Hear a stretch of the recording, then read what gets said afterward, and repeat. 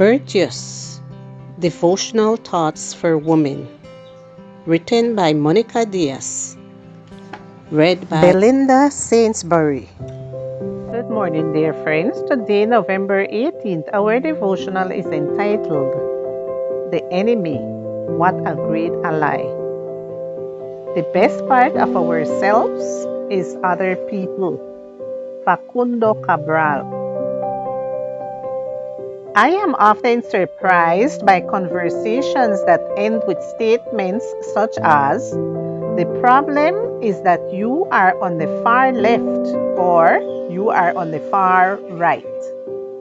As if political ideology was a shield to stop spears that are hurled at us while we prepare to hurl our own. The truth is, these kinds of shields don't protect us, but rather isolate us.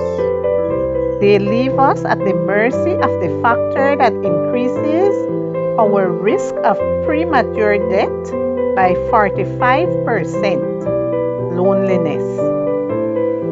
That's the result of a fabricated war that makes us view each other as enemies when we are actually closely linked by the mere fact that we are human beings, brothers and sisters, children of God. To hurt others or to feel hurt by them simply because they think differently leaves me in an unsustainable situation of loneliness and isolation.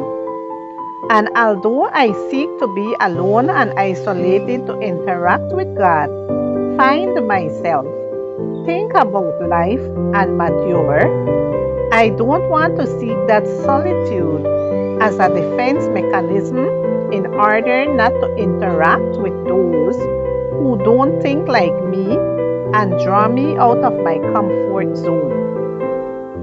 Learning to coexist is a higher, more biblical, and more useful goal to become the best I can be. The question that arises now is not, how can we learn to coexist with an enemy? The question is, what do I do so as not to have enemies? Dr. Brian Brown makes a very pertinent observation. People are hard to hate close up, move in. By truly knowing others, making an effort to develop bonds of friendship, we discover that they are not an enemy to be feared or avoided. They are simply another human being with different circumstances than our own. If we leave our shield and spear at home, perhaps we can shake their hands. If the way we express ourselves distances us, let's be careful. If our political tendency makes us incompatible, let's be less political and more spiritual. If the church to which the other person belongs looks down its nose at yours, show them your faith through your works.